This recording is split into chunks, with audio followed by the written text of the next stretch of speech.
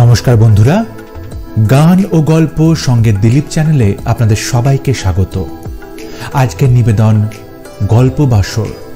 বিশ্ব সাহিত্যের ভিন্ন ভিন্ন স্বাদের ছোট বড় নানান গল্প নিয়ে সাজানো হয়েছে আমাদের এই গল্প বাসর। আজকের নিবেদন বুদ্ধদেব গুহ রচিত উপন্যাস আলোক ঝাড়ির দিনগুলি। আজ শুনবেন তৃতীয় পর্ব। গল্প পাঠে থাকছি আমি আপনাদের বন্ধু দিলীপ পাল। শুনতে থাকুন উপন্যাস আলোক ঝাড়ির দিনগুলি। আজ তৃতীয় পর্ব। সংকোষ নদীটা তার বরফ গলা স্বচ্ছ জল বুকে করে দুপাশের নিবিড় ভয়াবহ অরণ্যের মধ্য দিয়ে বয়ে গেছে। নদী পার হলেই ভুটান। ভুটানের মহারাজা প্রতি বছরই এক দুবার হেলিকপ্টারে করে থিম্পু থেকে জমদুয়ারে চলে আসেন শিকারের জন্যে। ভারতবর্ষে পাওয়া যায় অথচ জমদুয়ারে পাওয়া যায় না এমন প্রাণী খুব কমই আছে।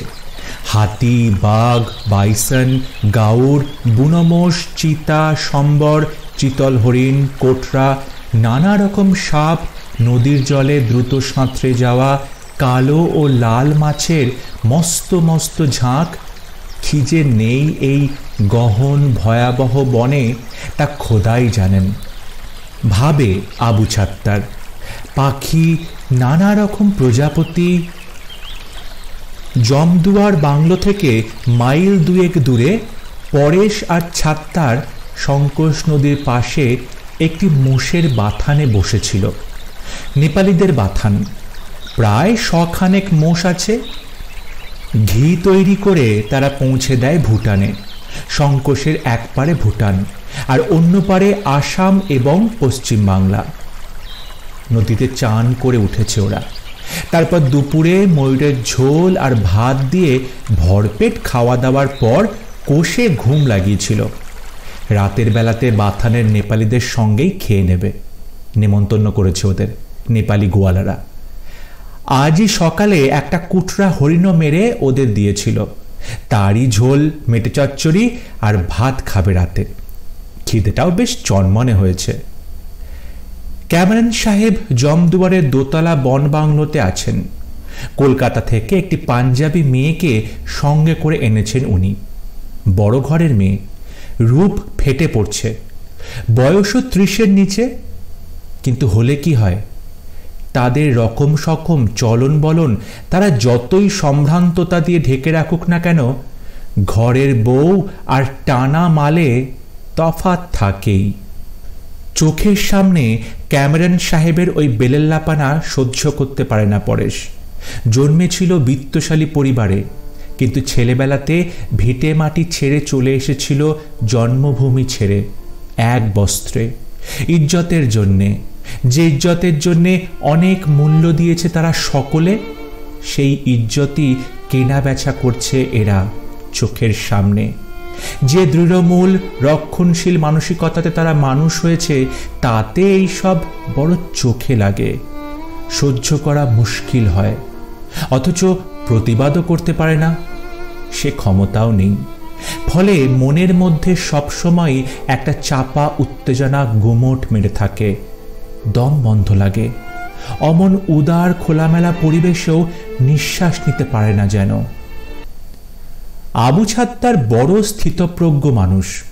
বড় বাঘ তাকে পেরে ফেললেও সে যেমন নিরুত্তাপ থাকে, চোখের সামনে দোতলার খোলা বারান্দায় দিনের বেলায় প্রায় ন্যাংটো মেয়েকে নিয়ে ক্যামেরন সাহেবের রমদারমদি দেখেও তেমনই নিরুত্তাপ।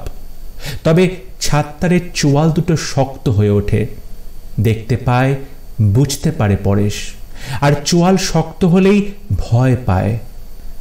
বেশ কয়েক বছর পরে এই রকম চোয়াল শক্ত করেই ছাত্তার তার বন্দুক তুলে নিয়ে তার 11 জন রক্তের আত্মীয়কে একই দিনে গুলিতে শেষ করে দিয়েছিল। মানুষটা বাঘের সঙ্গে কারবার করত। সাহসের কোনো খামতি ছিল না, কিন্তু নোংরামি, নীচতা এসব সহ্য করতে পারত না ভণ্ডামি। ছাত্তারের ব্যক্তিগত আইন নিষ্ঠুর ছিল, ভয়াবহ ছিল, কিন্তু তা অন্যায় ছিল না, নীচ ছিল না। এই ক্যামেরন সাহেবদের হাবভাব দেখে পরেশেরও এক ধরনের ঘৃণা জন্মে গেছে। মুখ ফিরিয়ে থুতু ফেলেও সংকোষের বহমান স্বচ্ছ জলে। ওর থুতু ভেসে যায় দ্রুত, ঘুরপাক খেতে খেতে হারিয়ে যায়। জলের নিচে নানা রঙা নুড়ি দেখা যায়। মহাশোল মাছের ঝাঁক কালো ছায়া ফেলে সাঁতরে যায় গভীরে গভীরে। জলের গভীরে আষাঢ়ের মেঘের মতো মনে হয় সে চলমান মাছের ঝাঁককে। কাল বিকেলের আগেই ভুটানের দিকে একটা ল্যাংড়া বাঁজা মোষকে বেঁধেছিল পরেশরা বাঘের জন্যে। যে মোষ দুধ দেয় না তার কোনোই প্রয়োজন নেই বাথানের গোয়ালাদের কাছে। গোস্ত করবে বলে কিনতে চায় মুসলমান যাযাবর ব্যবসায়ীরা, কিন্তু নেপালিরা কট্টর হিন্দু। যদিও দুর্গাপুজোর সময় মোষ বলি দেয় তারা, কেউ জবাই করে খাবে তা জেনে ল্যাংড়া বাঁজা অকর্মণ্য দামহীন মোষকেও বেচে না।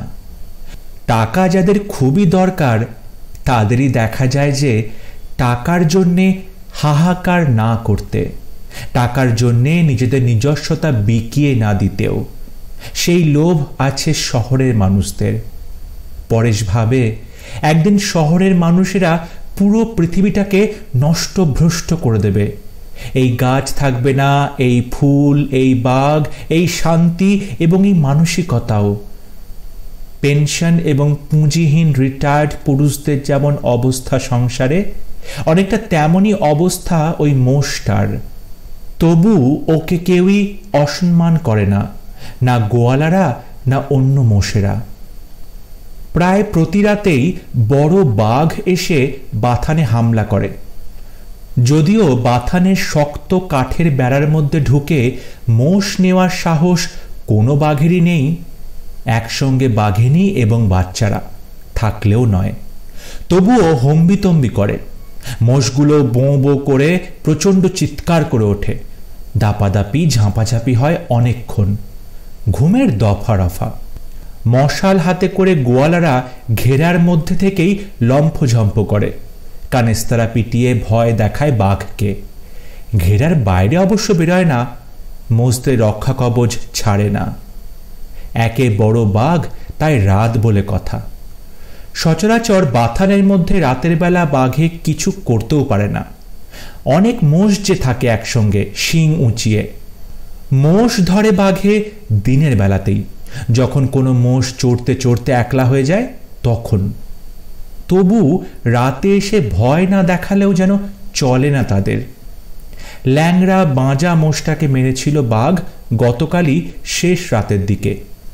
মরিটাকে বেঁধেছিল অবশ্য বুদ্ধি করে বাঘের চলাচলের পথেই কালকে।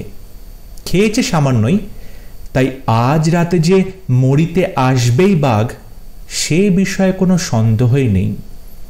ছাত্তার আর পরেশ বাঘের পায়ের দাগ দেখে বুঝেছে যে মস্ত বাঘ। নেপালিরাও বলেছিল যে অত বড় বাঘ সারা জীবন বনে বনে ঘুরেও দেখেনি ওরা। মোষটা ভালো করে বাঁধা না থাকলে ওই বাঘের পক্ষে অত বড় মোষকে বয়ে নিয়ে ভুটান হিমালয়ের খাড়া পাহাড়ে উঠে চলে যাওয়াও অসুবিধের ছিল না। একটি বড় বাঘ তার শরীরে যে কতখানি শক্তি ধরে তা যারা বাঘকে জেনেছে তারাই জানে।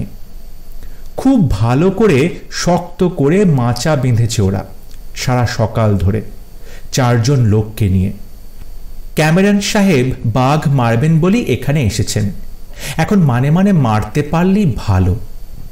যদি না মারতে পেরে আহত করেন তবে সেই বাঘকে পিছা করে মারার কাজ হবে পরেশ আর ছাত্তারেরই। পেশাদার শিকারী ওরা।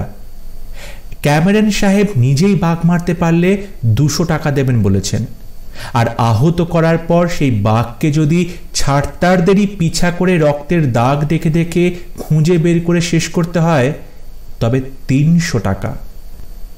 সাহসী শিকারীদের কোনো সম্মান দেয় না এইসব মিথ্যাচারী জালি মানুষেরা। সম্মানটা নিজে নিয়ে টাকাটা হাতে ধরিয়ে দেন। পরেশ ভাবে ওই পাঞ্জাবি মেয়েটার সঙ্গে আসলে হয়তো ওদের নিজেদের বিশেষ তফাৎ নেই। ওরা ব্যাচে ওদের দীর্ঘদিনের অভিজ্ঞতা, দুর্জয় সাহস, আর মেয়েটা ব্যাচে অন্য কিছু। ওরা সবাই অসহায়, তবে ওদের অসহায়তার রকমটা আলাদা। ভাবে পরেশ, কে জানে, হয়তো ক্যামেরন সাহেবও অসহায়। তার অসহায়তার রকমের খোঁজ হয়তো তারা রাখে না। প্রাণ বিপন্ন করেও বাঘের চামড়া, বাইসনের বা বুনো মোষের মাথা, হাতির দাঁত তারা এনে দেয় শৌখিন, আত্মসম্মান জ্ঞানহীন শিকারীদের পায়ের কাছে সামান্য অর্থের বিনিময়ে। টাকার বড় দরকার পরেশের, ছাত্তারেরও টাকার দরকার কম নয়। তাই ওরা চাইছিল ক্যামেরন সাহেব কোনো ক্রমে গুলি ছোঁয়াক একবার বাঘের গায়ে, তারপর ওরাই দেখবে। মাথা পিছু 50টা করে টাকা বেশি পাওয়া সোজা কথা নয়, যা বাজার। বাঘ শিকারের ওই নিয়ম, যে আগে রক্ত ঝরাতে পারবে বাঘ তার। সেই প্রথম গুলি ল্যাজেই লাগুক কি কানের পাতাতে, রক্ত ঝরলেই হলো। তবে ক্যামেরন সাহেবকে পাঠিয়েছে গৌহাটির ল্যাম্পুন সাহেব। ল্যাম্পুন সাহেব কিন্তু ভালো শিকারী। ভাবগতিক দেখে মনে হচ্ছে না ওদের যে এই ক্যামেরন সাহেব শিকারে কিছু জানেন বলে। শিকারে তার মনও নেই। শিশু যেমন সুন্দর খেলনা পেয়ে পৃথিবী ভুলে মত্ত হয়ে যায়, ক্যামেরন সাহেবও পাঞ্জাবি মেয়েটাকে নিয়ে তেমনই মত্ত। মেয়েটা যেন দুর্মূল্য আইসক্রিম, এখনই চেটে পুটে শেষ আর্দ্রতাটুকু না খেলে যেন গলে গিয়ে আঁজলা গলে গড়িয়ে যাবে সব রস, মিষ্টত্ব। দুপুরে খাওয়া দাওয়ার পর ভালো করে ঘুম দিয়ে উঠল ওরা দুজনে। রাতে জাগতে হবে, কে জানে সারা রাতি জাগতে হবে কিনা। বাঘের মতিগতির কথা কি বলা যায়? মরিতে এসে হয়তো হাজির হলো একেবারে শেষ রাতে। ঘুম থেকে উঠেই পরেশ বলল, আমি একটু ঘুরে আসছি। ছাত্তার ভালো করে জানে কোথায় ঘুরতে গেল পরেশ। ওই একটি কমজোরি পরেশের। পৃথিবীর সমস্ত বাহাদুর মানুষদেরই কোনো না কোনো কমজোরি থাকেই, থাকাটা অবধারিত। ভুটানের দিকেই পাহাড়ের নিচে খড়ের ঘরে মদ পাওয়া যায়। ভুটানে তৈরি হুইস্কি, পাইটের বোতল, কমলা লেবুর ছবি আঁকা, কমলা রঙা, সাদা লেবেলের ওপর নাম ভুটান অরেঞ্জ। ছাত্তার মদ ছোঁয় না, ওর নেশার মধ্যে গুয়া পান, শুধুই গুয়া পান। কেউ মদ খাক তাও পছন্দ নয় ছাত্তারের। পরেশ যাওয়ার সময়ে ছাত্তার বলল, ক্যামেরন তো মাতাল হইবই, তুই বেশি খাস না, অত বড় বাঘ, মাতলামি যদি করিস আমি কিন্তু তোকে গুলি করুম। থৌ থৌ, পরেশে কোনোদিন মাতাল হইতে দেখছো তুমি? যত ফাঁকসা কথা। তাড়াতাড়ি আসস, কিন্তু দেরি যদি করস তো খারাপ হইব। ভুটানে সুক্রিয়তা আছে ওই দোকানে, কি হয় কি হয় না আমি সবই জানি। মুখ সামলাইয়া কথা কইও মিয়ার পুত, তোমার জিভ খান কাইটটা ফেলাউন। ওইসব মাইয়া ফাইয়ার ধান্দা আমার লাই। মদ খাই মদ। না থাকুনি তো ভালো, অবিশ্বাসী স্বগতোক্তি করল ছাত্তার। পরেশ একা একা চৈত্র নদী পেরিয়ে ভুটানের দিকে যাচ্ছিল মন্থর পায়ে। চৈত্র দিনের বিকেলের মধ্যেই একটা মন্থরতা আছে। সব কিছু স্লথ হয়ে যায়, ভিতর বাহির। ঘন গহীন বন পাহাড়ের গায়ে, পেছনে সামনে, ডাইনে বাঁয়ে। জমদুয়ারের সেগুন আর শাল গাছের কাণ্ডর বের 10 জন মানুষের দুহাতেও দেওয়া যায় না। এই বনে গা ছমছম করে দিনের বেলাতেও। ছায়াচ্ছন্ন সবুজ অন্ধকারে ঢাকা থাকে দুপুরের রোদও অনেক জায়গাতে, যেখানে জঙ্গল ঘন। এই ছমছমানির ফ্রেমেই পড়েছে আসলে পরেশ। চাকরি করল না, থিতু হলো না, বিয়ে করল না, কোনো দায় দায়িত্বই নিল না জীবনে। শুধু এই ছমছমানিরই প্রেমে পড়ে। তার বিয়ে হয়েছে জঙ্গলেরই সঙ্গে। কি ভালো যে লাগে এমন গহন জঙ্গলে এলে। মদ খায় মাঝে মধ্যে, নেশা করার জন্যে নয়, নেশা তার জঙ্গলে এলে এমনিতেই হয়। সেই নেশাকে জমাট করে তোলার জন্যই মাঝে মাঝে একটু আধটু খায়। জঙ্গলে বসে মাল খাওয়ার আনন্দই আলাদা। প্রকৃতির প্রভাবেরই মতো হুইস্কির প্রভাবও আস্তে আস্তে চারিয়ে যায় নিজের ভেতরে। ধীরে ধীরে বেলা শেষের বুনো হাঁস যেমন করে ম্লান রক্তিমালয় সারা রাতের স্থির জলজ শীতের জন্য তৈরি হয়ে যায়, ছাত্তার মিয়া এই মদফাত কোনোদিন জিভেও দেয়নি। ও কি করে জানবে ভুটান অরেঞ্জের স্বাদ? কুমারগঞ্জ থেকে বেরোবার সময় দাদার জ্বর ছিল অনেক। শিলিটা একা ছিল বাড়িতে। পরেশের এমন করে চলে আসাটা ঠিক হয়নি। খড়ের চালাটার বারান্দার এক কোণে বসে লালচে মোটা কাঁচের গেলাসে জল মেশানো ভুটান অরেঞ্জ খেতে খেতে ভাবছিল পরেশ। ভাবছিল এই জীবনে খুব কমই কিছুই ও করেছে যা ওর করা উচিত ছিল। ছেলেবেলায় উদ্বাস্তু হয়ে চলে এসেছিল আসামে উত্তরবঙ্গ থেকে। তারপর এখানে এসেই এই বন জঙ্গলে প্রেমে পড়ে গেল। শিকারের এক গুরুও পেয়েছিল, কাশেম মিয়া। এই নেশাটাই ধরে নিল তাকে কিশোর বয়সে। সেই যে ধরল হাত বজ্রমুঠি, আর ছাড়ল না। রাঙামাটি, পর্বত জুয়ার, গঙ্গাধর নদী, রাইমানা, কচুগাঁও, বড়বাধা, জমদুয়ার, এই নেশা যাকে একবার ধরেছে তার ইহকাল পরকাল সবই গেল। ভুটানি মেয়েটার গাল দুটিও কমলা লেবুরই মতো, বুক দুটি পাকা টুকটুকে মাকাল ফলের মতো দেখতে। ইচ্ছে করেই বুকের পর্দা একটুখানি খুলে রেখেছে। মাকাল ফল নিগুণ হয়, কিন্তু এই ফলের অনেক গুণ, আর রূপ তো আছেই। এখানে সব গন্ডার মারা, হাতি মারা, চোরা শিকারীরা আসে, স্মাগলাররাও আসে। সাংঘাতিক সাংঘাতিক সব চরিত্র। ভারতের দুটি রাজ্য এবং ভুটানের বর্ডার বলে নানা রকম খারাপ কাজই হয় এখানে। মদ, আফিম, চরস, মেয়ে চালান যায়, মাঝে খুন খারাপিও হয় দু চারটে। রুক্ষ দুর্দান্ত সব মানুষের গায়ের গন্ধ ভাসে এখানের বাতাসে, এবং ভাসে বলেই এত ভালো লাগে পরেশের। তবে কাজ কারবার যা হওয়ার তা সন্ধে রাতেই শেষ হয়ে যায়, কখনো বা ভর দুপুরেও। জমদুয়ার জমেরই দুয়ার। এখানে অন্ধকার নামার পর জম নিজেও ঘরের বাইরে বেরোতে ভয় পায়। এ বড় ভীষণ বন। এই বনে জম নানা রকম ভেগ ধরে আসে, কখনো বাঘ, কখনো হাতি, কখনো দানো, কখনো বার্গম্যানের ছবি দ্য সেভেন্থ সিলের দাবার মৃত্যুর মতো কালো পোশাক পরে। খড়ের ঘরের বারান্দায় বসে ভুটান অরেঞ্জ খেতে খেতে পরেশ সংকোষ নদীর দিকে তাকিয়ে থাকে। দূরে বন বাংলোটা দেখা যায়। সূর্য ডুবতে আর ঘণ্টাখানেক বাকি।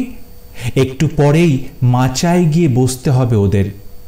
এই ওদের জীবিকা, পেশা। ইচ্ছে করেই দুটি মাচা বেঁধেছে, একটি বড়, একটি ছোট। বড় মাচাতে বসবে ছাত্তার আর ক্যামেরন, আর অন্য গাছে ছোট মাচাটিতে বসবে পরেশ একা। বাঘ কিন্তু মারতে হবে ওই ক্যামেরনকে দিয়েই। পরেশ কিংবা ছাত্তারের মতো শিকারীর কাছে বাঘ মারা কিছুই নয়, কিন্তু অন্য শিকারীকে দিয়ে বাঘ মারানো বড় কঠিন কাজ। হাতে দামি বন্দুক, রাইফেল থাকলেই তো আর শিকারী হয় না কেউ। কত রকম, কত দেশি বিদেশি আর কত জাতের শিকারী যে দেখলো ওরা আজ অবধি। পটাপট চারটে খেয়ে উঠল পরেশ। মেয়েটা খলবল করছিল।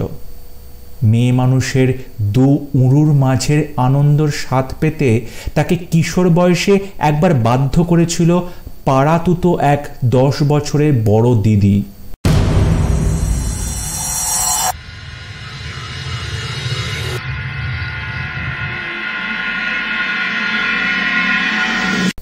ধর্ষিতা নারীদেরই মতন সেও ধর্ষিত হবার পর থেকে ব্যাপারটাকে কোনো দিনও সাধু বলে মনে করতে পারেনি। প্রচণ্ড শারীরিক এবং মানসিক কষ্ট হয়েছিল ওর। তারপর থেকে এই ব্যাপারটার প্রতি এক অসূয়া জন্মে গেছে পরেশের। পরেশ অস্বাভাবিক হয়ে গেছে, প্রচণ্ড নারী বিদ্বেষীও। নারী সঙ্গর চেয়ে অনেক বেশি আনন্দ পায় পরেশ উন্মুক্ত প্রকৃতির মধ্যে এসে। মেয়েদের প্রতি ওর এই অনাসক্তি দেখে অনেকে ভাবে যে ও নপুংসক, কিন্তু পরেশ নিজে জানে ও কি। কৈশোরের ওই দুর্ঘটনার পর থেকেই মেয়েদের প্রতি ওর এক তীব্র বিদ্বেষ জন্মে গেছে। তাছাড়া ওর ধারণা হয়েছে যে মেয়েরা পুরুষকে পুরুষ হতে বাধাই দিয়েছে চিরটাকাল। শালা আদম যা করেছিল তা করেছিল।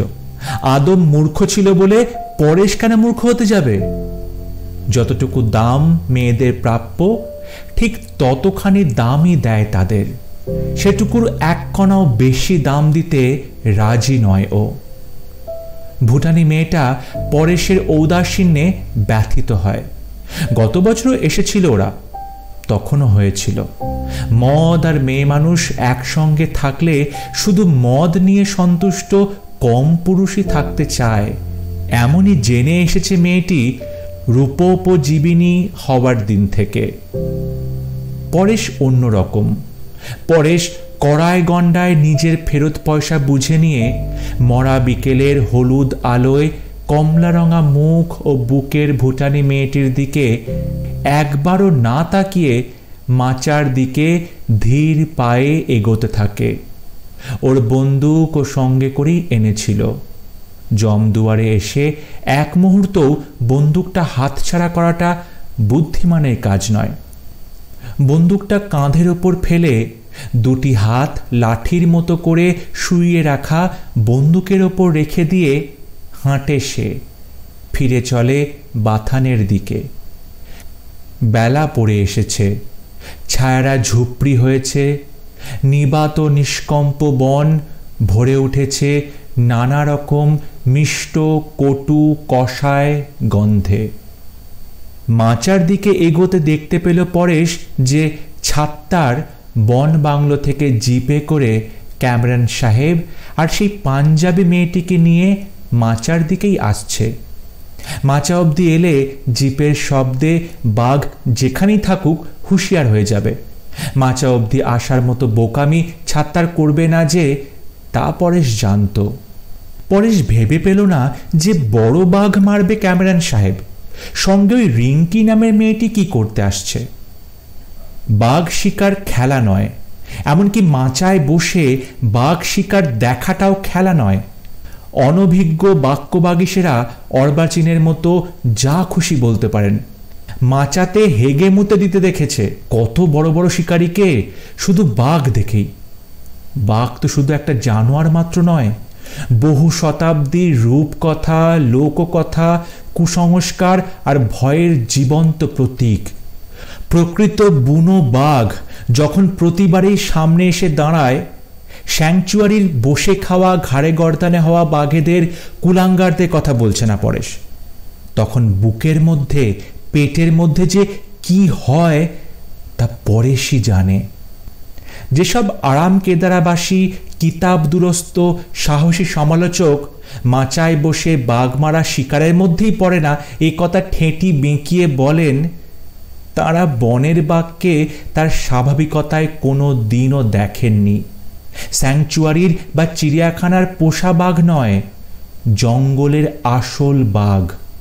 লজ্জাহীন মেয়েদের সব সৌন্দর্যই যেমন মাটি, পরাধীন এবং কোনো রকম ভয়ের কারণহীন বাঘেদের অস্তিত্বও তেমনই ফাঁকা, মিথ্যে।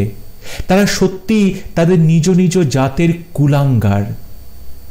ভয়াবহতা না থাকলে বাঘের বাঘত্বই লোপ পায়। মাচা থেকে 200 গজ দূরে ওদের নামিয়ে দিয়ে জিপ ফিরে গেল বাংলোতে। পরেশ কাছে গিয়ে দেখল ক্যামেরন আর রিঙ্কি দুজনেতেই নেশাতে একেবারে চুর। ক্যামেরনের হাতে একটি হুইস্কির বোতল, সবুজ চৌকো দেখতে বোতলটা, নাম অ্যানসেস্টার। রিঙ্কি মেম সাহেব পিঙ্ক রঙের একটি টাইট ব্লাউজ পরেছে, পিঙ্ক রঙা স্কার্ট। ব্লাউজের তলাতে কিছু পরেনি, বোঝা যাচ্ছে। ওই শহুরে ইংরেজি জানা মেয়ের মোমের তালের মতো বুকের চেয়ে একটু আগে দেখা ভুটানি মেয়ের পাকা মাকাল ফলের মতো শক্ত লাল বুকের সৌন্দর্য অনেক বেশি। যদিও মেয়েদের বুকের দিকে চোখ পড়লেই পরেশের গা গোলায়, বমি বমি পায়, তবু চোখ পড়ে গেল বলেই দেখল। নারীরা নরকেরই কীট। ওর হাতে ক্ষমতা থাকলে পৃথিবীর সব মেয়েদের ও গুলি করে মেরে দিত। পুরুষদের এবং এই পৃথিবীর সমূহ সর্বনাশ করছে ওরা। ওদের প্রতি কোনো দুর্বলতাই নেই পরেশের। ছাত্তার বলল পরেশকে, সাহেবদের সঙ্গে তুই বস পরেশ, বড় মাচাতে। পরেশ তীব্র আপত্তি জানালো, ওর বমি হয়ে যাবে। কোনো মেয়ের শরীরের অত কাছে থাকলে ঘেন্নাতেই ওর বমি হয়ে যাবে। কিন্তু ছাত্তার নাছোড়বান্দা। তাছাড়া ছাত্তারই তাকে সঙ্গে করে এনেছে। শিকারে কাউকে না কাউকে নেতা বলে মেনে নিতেই হয়। শুধু শিকার কেন, সমস্ত মারণযজ্ঞেই নেতার ভূমিকা থাকেই। সবাই যেখানে নেতা সেখানে মারামারিটা প্রায়ই নিজেদের মধ্যেই ঘটে যায়। অতএব ক্যামেরান এবং রিঙ্কি মেম সাহেবের টলমল পায়ে মাচার ওঠার পরেই পরেশকে উঠতে হলো। রিঙ্কি মেম সাহেব যখন উঠছিল মাচাতে, দড়ি দিয়ে বানানো সিঁড়ি বেয়ে দুলতে দুলতে, তখন নিচে দাঁড়ানো পরেশ তার গোলাপি স্কার্টের ফাঁকে তার গোলাপি উরু এবং নিতম্বর আভা দেখেছিল। তখন সংকোচ নদীতেও শেষ সূর্যের গোলাপি আভা। এই উরুর আভা দেখার পর মুহূর্ত থেকেই পরেশের বুকের মধ্যে এক ধরনের কষ্ট শুরু হলো। সেই কষ্টর কথা ও আগে কোনো দিনও জানেনি। সেই কষ্টটা মেয়েদের প্রতি বছরের পর বছর ধরে জমিয়ে তোলা ওর তীব্র ঘৃণার চেয়েও অনেক বেশি তীব্র কষ্ট। সে কষ্টের নামও জানে না, তাকে আগে জানেনি কখনো। এই কষ্ট নিশ্চয়ই কোনো রিপুজাত। সেই রিপুর সঙ্গে পরিচয় ছিল না আগে। সত্যি বড় কষ্ট হতে লাগলো পরেশের।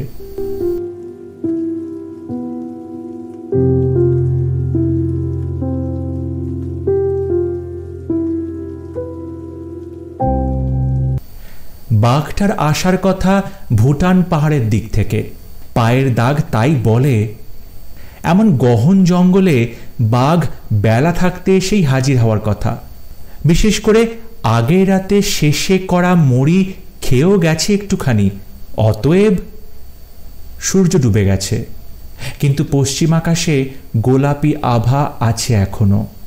সংকোচ নদীর বুকে যে নুড়িময় চর জেগেছে, এখন সেখানে একদল গোলাপি মাথা বিদেশি হাঁস আর হাসি স্বগতোক্তি করছে দিন শেষের আগে। তাদের ঠোঁট দিয়ে পালক পরিষ্কার করছে। মাচার ওপরের এই গোলাপি শরীরের হাসিটিরই মতো রিঙ্কি ঝিঁঝি রাখতে আরম্ভ করেছে। সন্ধ্যের ঠিক আগের মুহূর্তে বনের গভীরে আলো মরে যাওয়ার দুঃখে যে রুদ্ধশ্বাস শোক পালিত হয় কয়েক মুহূর্ত, প্রাণী পশু গাছপালা যখন স্তব্ধ হয়ে থাকে স্বল্পক্ষণ, সেই মুহূর্ততেই এসে দাঁড়িয়েছে এখন দিন। এই মুহূর্ত পেরোলেই রাত নামবে। ক্যামেরান আর রিঙ্কি বোতলটা থেকে ক্রমাগত খেয়েই চলেছে। খেয়ে পরেশের উপস্থিতিতেই এমন কাণ্ড করছে যে পরেশের মনে হচ্ছে ওরা যেন তাকেও কোনো পাথর বা গাছ বা ফুল বলে মনে করেছে। মানুষ তো দূরের কথা, গাছেরাও যে দেখতে পায় তা কি ওরা জানে না? আর পরেশ তো মানুষই, জলজান্ত শক্ত সমর্থ একজন মানুষ। অন্য দিন হলে ও ঘৃণাতে মুখ ফিরিয়েই থাকত, কিন্তু আজকের এই নতুন অনুভূতি ওকে চোখ ফেরাতে দিচ্ছে না। ও যতই ওই সব দেখছে, যতই বুঝছে যে মাতাল বুড়োর দাঁতহীন কামড়ে এই যুবতী মেয়ের ছটফটানি যতই বেড়ে যাচ্ছে, ততই সেই ছটফটানিটা যেন পরেশের ভেতরে চাড়িয়ে যাচ্ছে।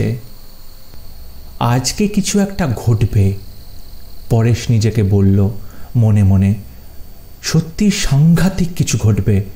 বাঘ শিকারে এসে আজ নিজেই শিকার হয়ে যাবে ৩৫ বছরের পরেশ। জঙ্গলের সব কিছুই ও জানে, চেনে। এই নতুন গোলাপি মেয়ে জানোয়ারের দাঁত নখের খবরই শুধু জানা নেই ওর। কিভাবে আক্রমণ করে তাও জানা নেই, আক্রমণ প্রতিহত করার প্রক্রিয়াও নয়। অন্ধকার হওয়ার পরই বাঘটা ডাকলো একবার। আশ্চর্য, বাথানের দিক থেকেই। মোষগুলো যে বাথানের মধ্যে হুড়োহুড়ি করে, নাক দিয়ে মুখ দিয়ে নানা রকম শব্দ করছে, তা এত দূরে বসেও শোনা গেল।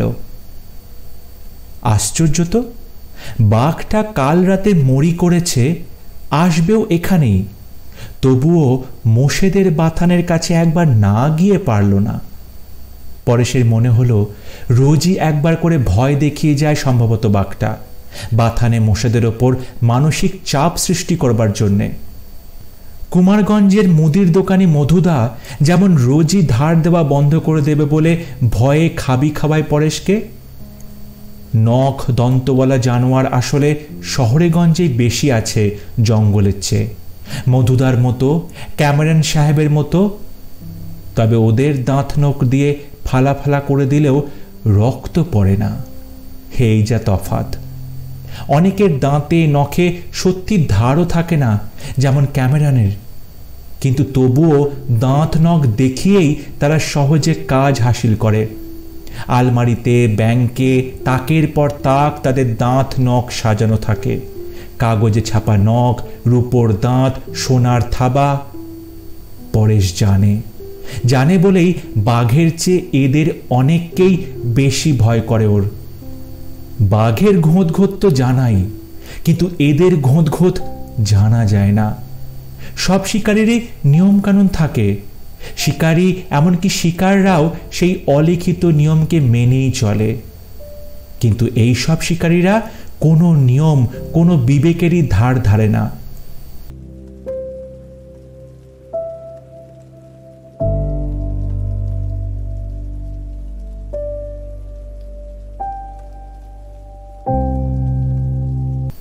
ঘনান্ধকার নেমে এসেছে এখন।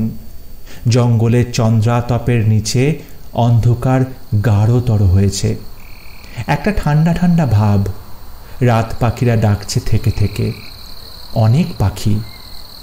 ছাত্তার ওদের সকলের নামই জানে। পরেশ ডাকগুলো চেনে, কিন্তু নাম জানে না। বাথানের কাছ থেকে সেই যে ডেকেছিল বাঘ, সেই ডাক থেমে গেছে অনেকক্ষণ। এবারে সে বোধহয় মরির কাছাকাছি এসে গেছে। খুবই সন্তর্পণে আসবে, চারদিক দেখে নেবে, অসম্ভব না হলে গোল করে চক্কর মারবে চারদিকে। তারপর মরির কাছে কোনো বিপদ যে নেই সে সম্বন্ধে নিঃসন্দেহ হলেই মরিতে আসবে। সন্দেহ যদি একটুও হয় তাহলে সে ফ্রিজ করে যাবে সিনেমার শটের মতন। নাম বাঘ, তার ধৈর্যের কোনো সীমা পরিসীমা নেই। একই জায়গাতে ঘাপটি মেরে বসে থাকবে হয়তো, মাছার কাছেই ঘন্টার পর ঘন্টা, ছায়ার সঙ্গে মিশে থাকবে। ও জানোয়ারের চরিত্রে কোনো তাড়াহুড়ো নেই। পৃথিবীর সবটুকু সময়কে তার থাবার নিচে নিয়ে বসে থাকে সে। হঠকারিতা তার চরিত্রেই নেই। সেই কারণেই বাঘে করা মরির ওপরে ধ্যানে বসা মুনি ঋষিদেরই মতো নীরব নিষ্কর্ম হয়ে বসে থাকতে হয় শিকারীকে। কিন্তু পরেশের মাচায় যেসব কাণ্ড চলছে, হিহি হাহা উ ই কাতুকুতু সুরসুরি ফু, তার বিচিত্র আওয়াজে বাঘ তো দূরস্থান, বন বেড়ালেও মাচার 1 মাইলের মধ্যে আসবে বলে মনে হচ্ছে না আজ রাতে। ছাত্তারকে অন্ধকারে দেখা যাচ্ছে না, তবে কোনোই সারা শব্দও যে নেই ছাত্তারের মাচা থেকে। কি করছে সে ভূতের মতো নিঃশব্দে নিঃসার হয়ে, তা সেই জানে। সেও আজ বাঘ হয়ে গেছে। ছাত্তার আধ ঘন্টাটাক পরে চেঁচিয়ে বলে উঠল, এই পরেশ, এই হারামজাদা কি বাঘ মারবার লইগা এসে জম দুয়ারে, না লদগা লইগা? যে জিনিস খাটে শুইয়ায় করণ যায় তা করণের লইগা সেগুন গাছের মাছ আর কি কাম তো বুঝি না। এই চল চল লাম ফিরে যায়, চল। কি খিটকাল, ওই বুড়ার মাগ্গে আমি গুলি করু মাছ দেখা লইস তুই, হালাই হারামির পুত। পরেশকে মাচা থেকে নামতে দেখেই ক্যামেরন হা হা করে উঠল, বলল, হামারা টাইগার কাহা, টাইগার। ছাত্তার তার মাচা থেকে নামতে নামতে নিজস্ব ভাষায় নিজের মনেই বলল, ওই ম্যাম সাহেবের 2 টাঙ্গের ফাঁকে ভালো করে দেখবার কয়া দে পরেশ, হারামি সাহেব রে। বাঘ মারণ লাগবো না, তার বাঘ সেখানে শুইয়া আছে। এ হালার লাইনই ভিন্ন, স্যাসা টঙ্গে বৈশা, স্যাসা স্যাসা। পরেশের গা ঘিন ঘিন করে উঠল। এক বিচ্ছিরি দৃশ্য, তাই এত বিচ্ছিরি করে তার বর্ণনা দেওয়া। পরেশ আসলে কবি, প্রকৃতি প্রেমিক। ওর সূক্ষ্ম রুচিতে বড় ধাক্কা লাগলো। গাছ থেকে নেমেই ওয়াক ওয়াক করে বমি করে ফেলল পরেশ। পরেশ আবার পুরনো পরেশ হয়ে গেল। ছাত্তারই তাকে ফিরিয়ে আনলো ওই রকম বর্ণনা দিয়ে। ভালোই হলো, পরেশ যা নয় তাই হতে যাচ্ছিল, পরেশ যা ছিল তাই হতে পেরে খুশি হলো খুব। প্রচণ্ড নারী বিদ্বেষ আবার স্বাভাবিক করে তুলল তাকে। ক্যামেরন রাইফেল তুলল মাচাতে বসেই পরেশের দিকে, বলল, Come up, you son of a bitch! Where's my tiger? Chhattar ততক্ষণে পাশে এসে দাঁড়িয়েছে পরেশের। সে মুখ তুলে বলল, ম্যাম সাহেবের ঠ্যাঙের ফাঁকে আছে তোর বাঘ, হারামির পুত। বড় বাঘ মারতে আইছে হালায়। ক্যামেরন রাইফেলের নল তুলল ওদের দিকে। মাতালের ঠিক নেই, সব মাতালের তাল ঠিক থাকে না, কি করতে কি করে বসে।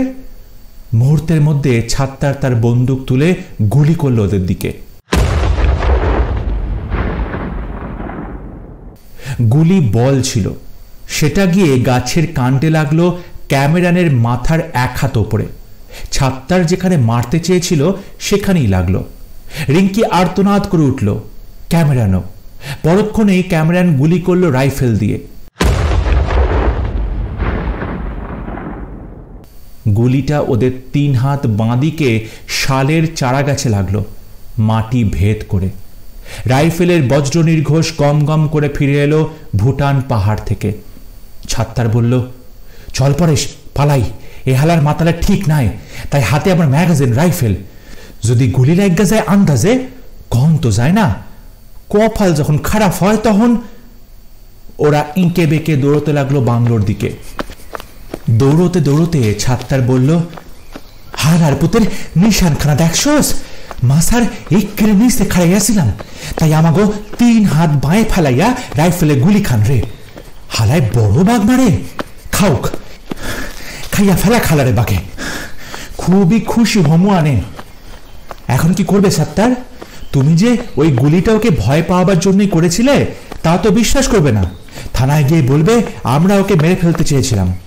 পরেশ চিন্তার গলায় বলল, করুক না, যদি থানায় যায় হালার সত্যি আমি জানে মাইরা থমু। তা তো, কিন্তু এখন কি করবে? এখন চল জিপ সইরা একটু হাওয়া খাইয়া আসি। যাই বা কই? রাইমা নাই, চল, বড়ই রসগোল্লা খাওয়ানোর ইচ্ছা করতেছে আমার। পাগল হইলা নাকি তুমি মিয়া? পাগল কেন হমু? জিপ লইয়া আমরা ঘুরে আসা শেষ সাথে মাছের কাছে ফিরে যামু।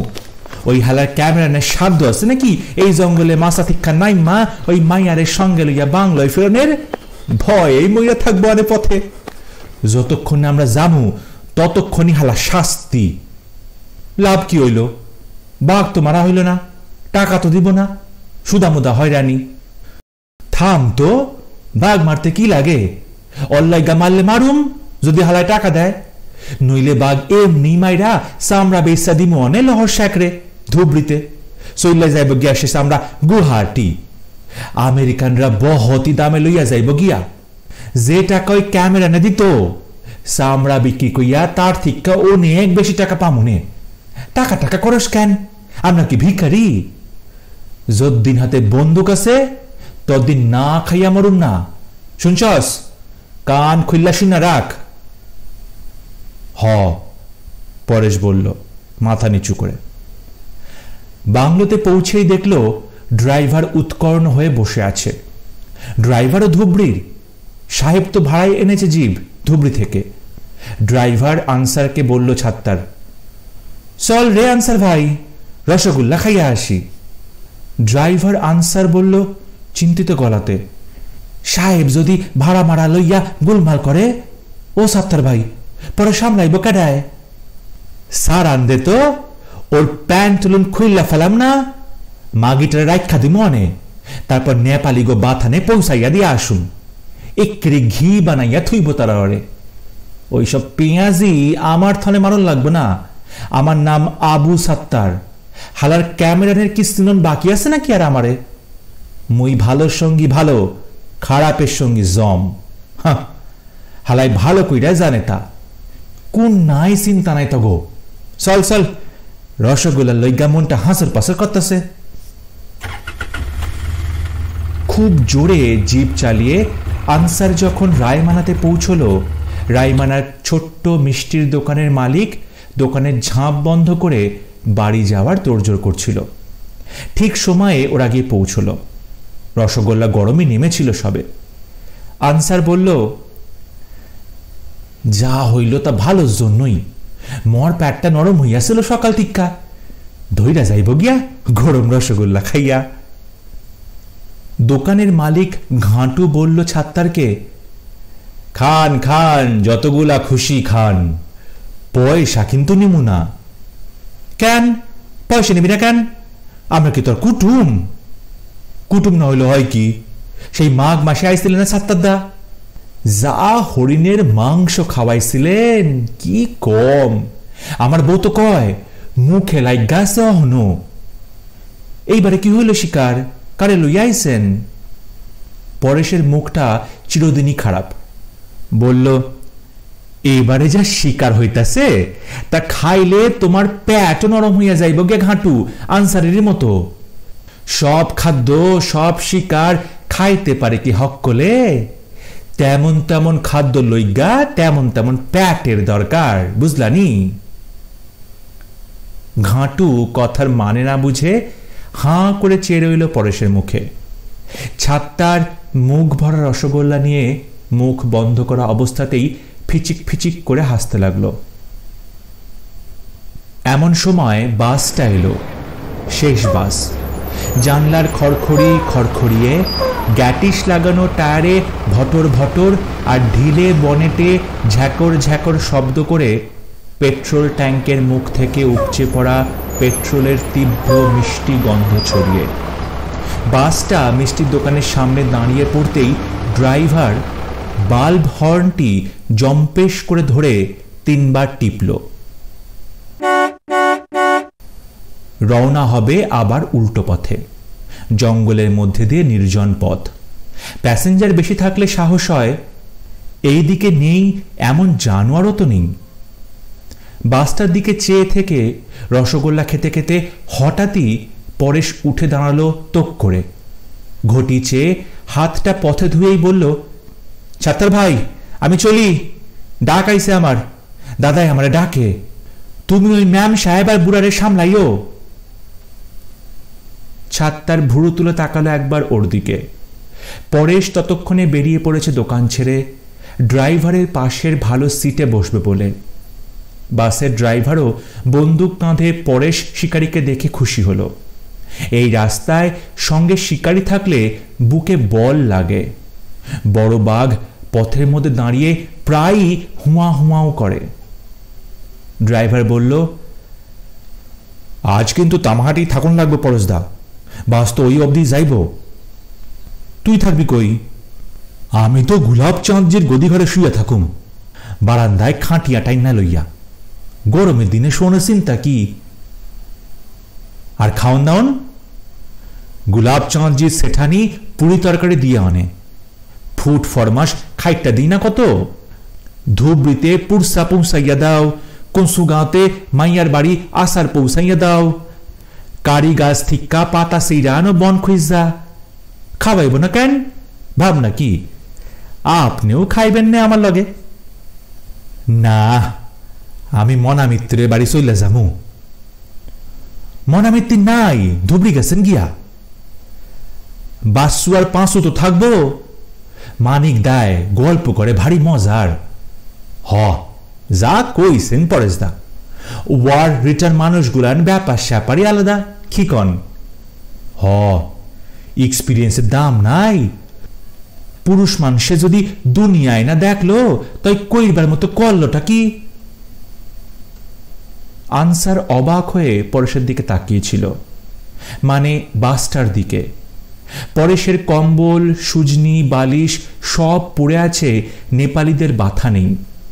জঙ্গলে তখনও রাতে বেশ ঠান্ডা। লোকটা বলা নেই কওয়া নেই অমন হুট করে চলে গেল।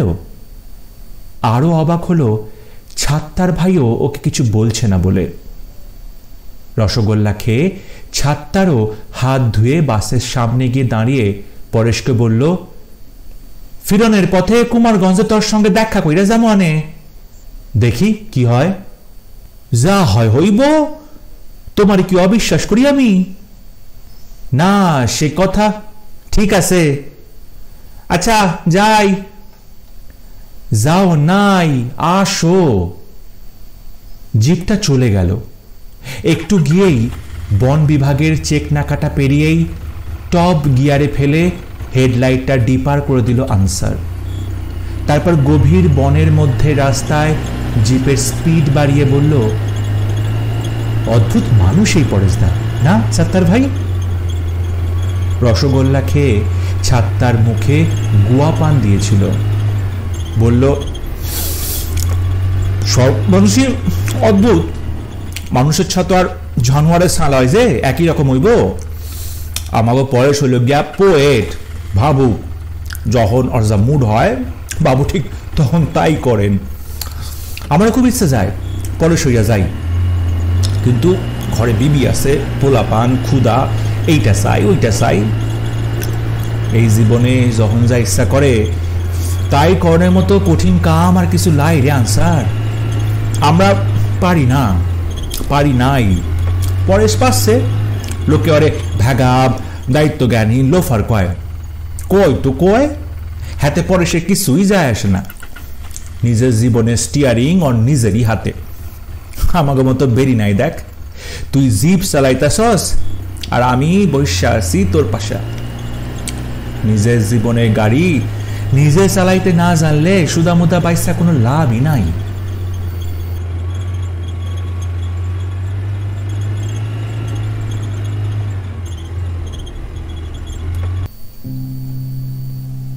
লোক ভরে যেতেই বাসটাও ছেড়ে দিল।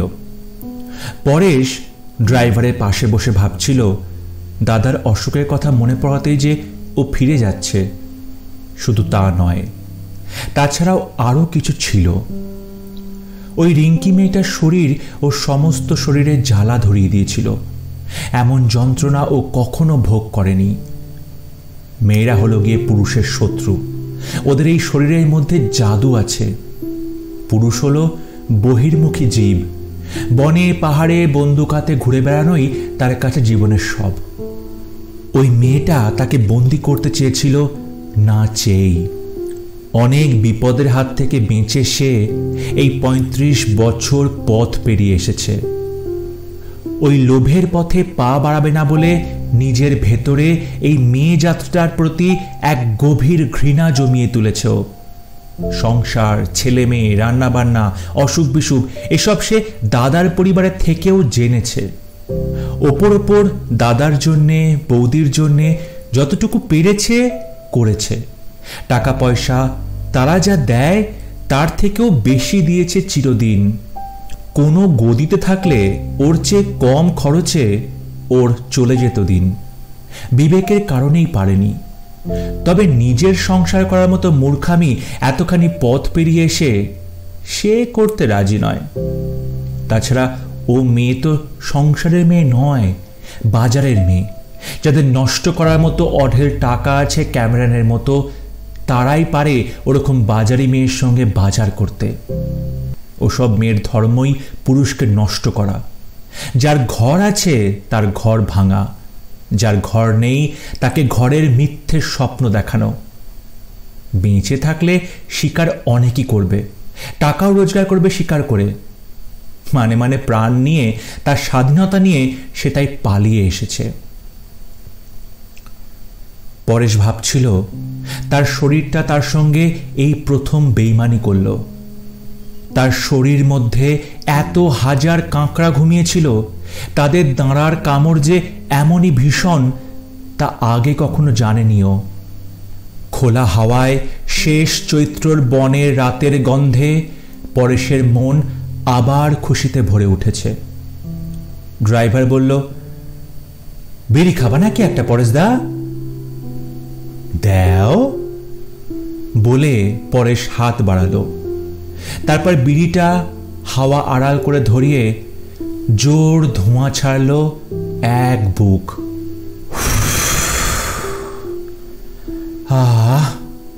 শান্তি, বড় শান্তি, বড় আনন্দ এই আগল খোলা বাঁধন হারা জীবনে। এই শান্তির কথা ঘরে ঘরে নিজের নিজের বউ নিয়ে জাবর কাটা খোঁটায় বাঁধা পুরুষেরা কল্পনাও করতে পারে না।